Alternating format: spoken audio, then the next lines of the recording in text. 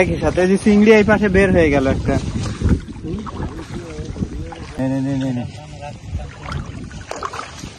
মাছ তো এই যে ইয়ে হয়ে যাচ্ছে। এইবার তো এই দুইটা বড় মাছ পড়ছে। আরো মানুষ মারবে না? সবাইকে আমন্ত্রণ জানাচ্ছি, আশা করি ভালো আছেন। আগের পর্ব যারা দেখেছেন তারা নিশ্চয়ই জানেন যে ভাটায় নদীর চরে আটকা পড়েছিলাম আমরা গেল রাতে। এখনো আটকে আছি, অপেক্ষায় আছি জোয়ারের জন্য।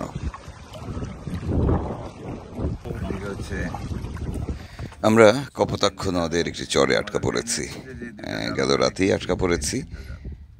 এখন একটু জোয়ার আসবে, জোয়ার না আসলে আসলে এখান থেকে ছোটার কোনো উপায় নাই। তাই বসে বসে চারপাশ দেখছি, অন্যদিকে জেলেদের মাছ ধরা দেখছি, আবার আমাদের ট্রলারে রান্না বান্নাও চলছে।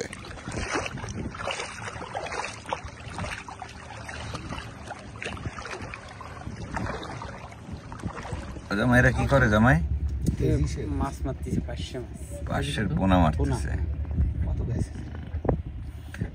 আবহাওয়ার পূর্বাভাস বলছে তুমুল বৃষ্টি হবে, তবে তার আগে আকাশে যেমন মেঘ দেখছি তেমনি সূর্যের সোনালি আবহাওয়া দেখা যাচ্ছে। সোনালি রোদ, তার সাথে বাতাসের শব্দ, পানির কলকল শব্দ, সব মিলিয়ে অদ্ভুত পরিবেশ।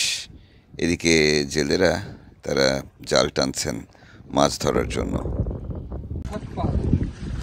আচ্ছা আচ্ছা, চিংড়ি মনে হচ্ছে, চাকা চিংড়ি না? এদিকে আবার একটু কাদা বেশি।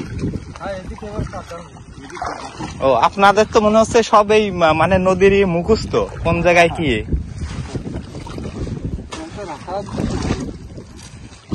মাছ তো প্রতিদিন এইভাবে ধরা লাগে না?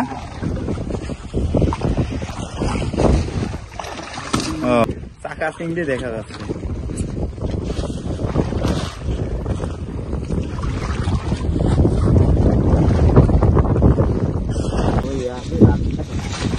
একই সাথে যে চিংড়ি এই পাশে বের হয়ে গেল একটা।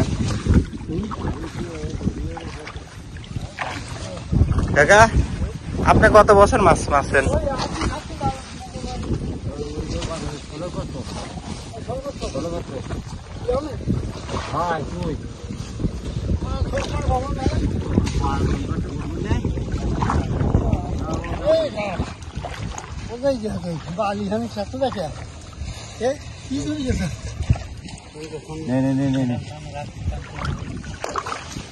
মাছ তো এই যে ইয়ে হয়ে যাচ্ছে। খুলনার কয়রা, সাতক্ষীরা, শ্যামনগর, আশাশুনির ঠিক মাঝামাঝি জায়গায় আমরা রয়েছি। এই অঞ্চলের একটা বড় অংশের মানুষ সুন্দরবনের উপর নির্ভরশীল।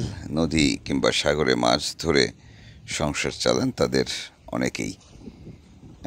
কাছের যে নদীগুলো রয়েছে সেগুলোতেও মাছ ধরার চেষ্টা চলে সারা বছর।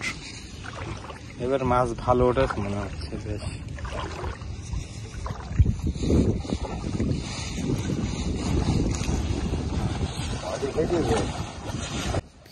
একটা সময় এসব নদীতে মাছের অভাব ছিল না, কিন্তু এখন এই যে একেবারেই নেটের জাল দিয়ে তারা মাছ ধরার চেষ্টা করছেন, তারপরেও মাছ নেই, বড় মাছ নেই বললেই চলে।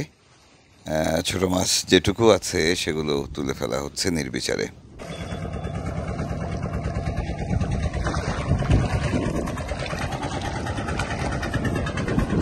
এই যে দেখুন,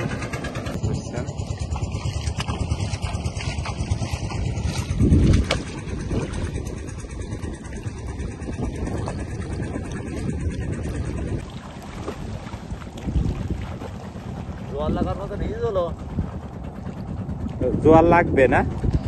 এদিকের মানুষেরা বলেন যে সুন্দরবনে নির্বিচারে মাছ শিকারও এই অঞ্চলের নদীগুলোতে মাছ না পাওয়ার বড় কারণ, বিশেষ করে বিষ দিয়ে মাছ শিকারের কারণে সব শেষ। তাহলে কাকা এইভাবে 30 বছর এই জাল টানছে না? এই কাজই করেন, ভালো লাগে না কাকা? একদম কি ভোরে বের হয়েছেন না? ওখানে মনে হয় এক খেয়াও দিছিলেন দেখলাম। জেলেদের এই বহর আসলে কতগুলো মাছ নিয়ে ফিরতে পারবে বলা মুশকিল। বড়জোর 5-7 কেজি হতে পারে। অথচ যদি সুন্দরবনে নির্বিচারে বিষ দিয়ে মাছ শিকার না করা হয়, সেক্ষেত্রে এই অঞ্চলে চিংড়ি মাছের অন্তত অভাব হয় না। একটা ঝাঁকি জাল দিয়ে একজন 5-7-10 কেজি চিংড়ি মাছ ধরে ফেলতে পারেন। আসলে কার দুর্ভাগ্য, কার কারণে কে ভুগছে বলা মুশকিল। বনউপকূলের এই লবণ জলের জনপদে মানুষের ভোগান্তি দিনকে দিন বাড়ছেই, সেই সাথে জলবায়ু পরিবর্তনের প্রভাব তো রয়েছেই।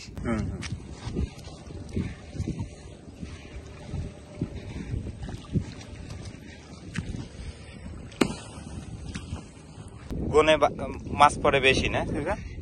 এখন কি চলছে? আমাবস্যা না? জোয়ারে মাছ ভালো পাবেন না? জোয়ারে ভালো পাবেন না? জোয়ারে ভালো জোয়ার লাগবে।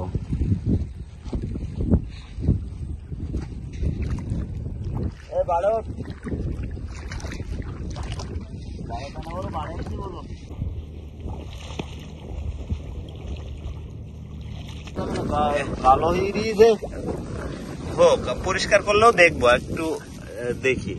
এই দেখেন, নেন গুছাই নেন, চলেন পরিষ্কার করেন। আমরা আর কত দূর যাবেন? ওই পাশ চলে যাবেন?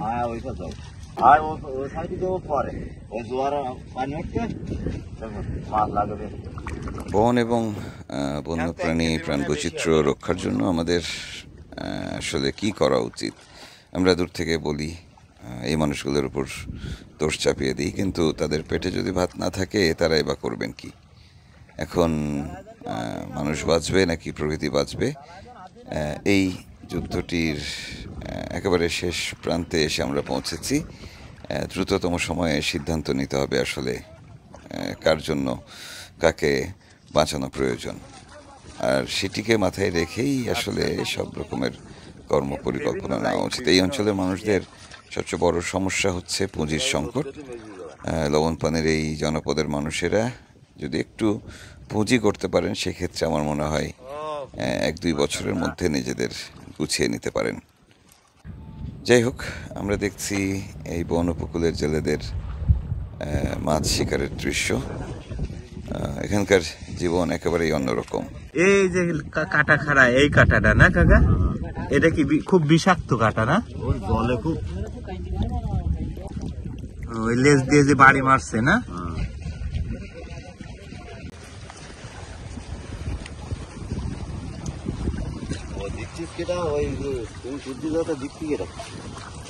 হ্যাঁ, এটা দেখছি।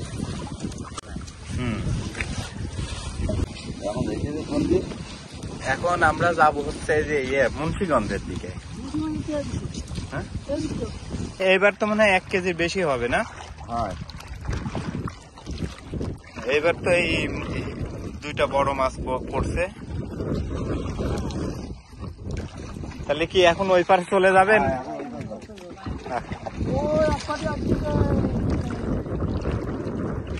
আরো মানুষ মারবে না? আমরা আসলে এখানে অপেক্ষা করছি পরের জোয়ারের জন্য। আমরা চরে আটকে গেছি, যেখান থেকে আসলে জোয়ারের পানি ভরার আগ পর্যন্ত ধরার কোনো সুযোগ নেই। তাই আশপাশে ঘুরছি, জেলেদের মাছ ধরা দেখছি, তাদের সাথে গল্প করছি। আর ওনারা বললেন যে আধা ঘন্টার মধ্যে জোয়ার আসবে, জোয়ার আসলেই আমরা রওনা দিতে পারবো। জল লাগলো না?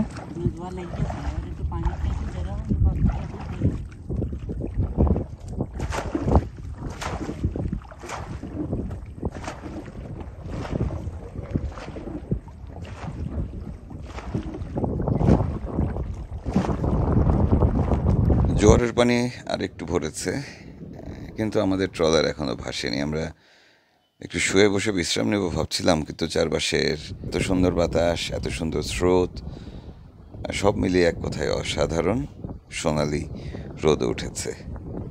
তাই আবারও নেমে জেলেদের মাছ ধরা দেখতে গেলাম।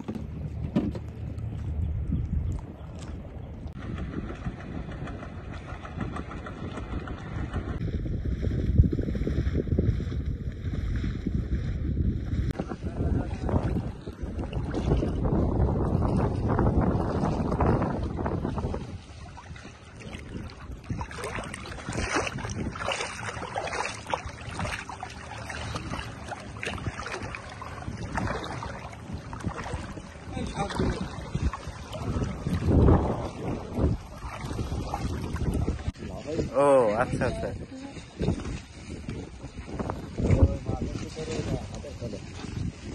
লাভ দিচ্ছে।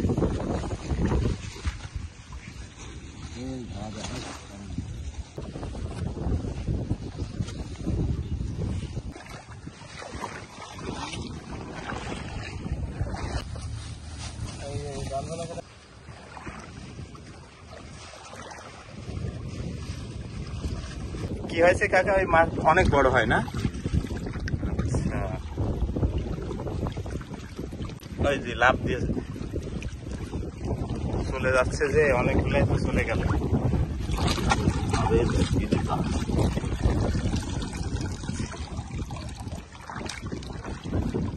আর কি আবার এই কাছেই দিবেন আর একটা?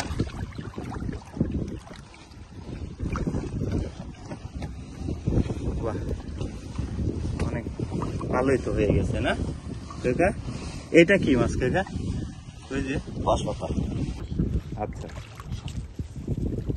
এখানেই প্রায় 3 থেকে 4 ঘন্টা আটকে থাকার পর আমাদের যাওয়ার সময় হলো। ট্রলার ভেসেছে, আমরা রওনা দিচ্ছি দক্ষিণের দিকে।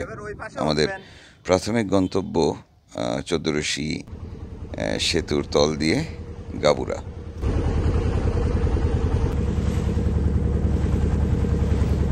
এখানে কপোতাক্ষ এবং খোলপেটুয়া নামের দুটি নদী রয়েছে, পাশাপাশি বয়ে গেছে নদী দুটি।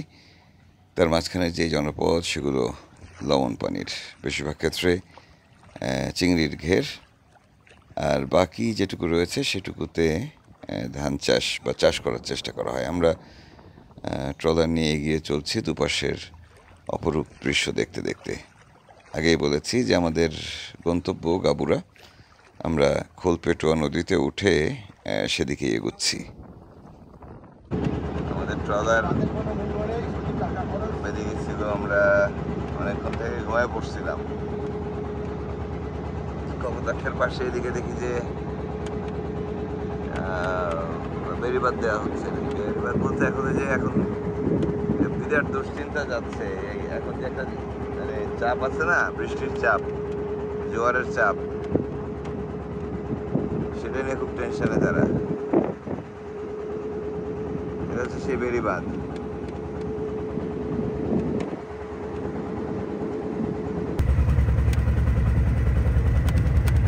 আমাদের এই সফরটি ছিল মে মাসের শেষের দিকে, তখনও সুন্দরবন খোলা ছিল, মওয়ালরা মধু কাটছিলেন।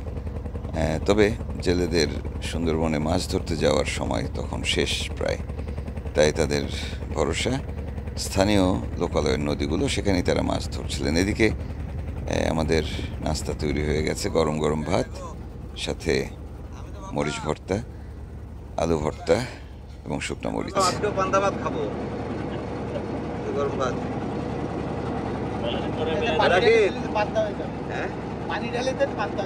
পানি ঢালে খাবো তো, দেখেন কি করি। একদম রাকিব, একটু লবণ দিও, পান্তা বানায় খাবো। ডালের পানি দিয়ে পান্তা বানান? ডাল থাকলে কি হয়েছে, পান্তা ভাতই খাইতে হবে। কত ঘন্টা চালাচ্ছেন ভাই? ধরেন 11টায় ছাড়া। 11, 12, 1, 2, 3, 4, 5, 6, 7, 8, 9টা বাজতেছে। 10 ঘন্টা হয়ে গেছে আমাদের এক টানা। এখন জোয়ার হচ্ছে আর সব লোকজন হচ্ছে পোনা নিয়ে আছে। সকালে নাস্তা সেরে এক কাপ চা নিয়ে নৌকার গলুয়ে গিয়ে বসলাম। দেখছি দুই পাশের প্রকৃতি, মানুষের জীবন। আমরা এখন খোলপেটুয়া নদীতে যাচ্ছি গাবুরা। যেতে যেতে আপনাদের জানিয়ে রেখে আমরা আগামী কয়েকদিন এই অঞ্চলেই থাকব। সাতক্ষীরা শ্যামনগর এবং কয়রা অঞ্চলের বন উপকূলের মানুষদের সঙ্গে সময় কাটাবো, তাদের জীবনযাপন তুলে ধরবো আপনাদের সামনে। আজকের মতো বিদায় নিচ্ছি, ভালো থাকবেন সবাই, কাল আবার দেখা হচ্ছে।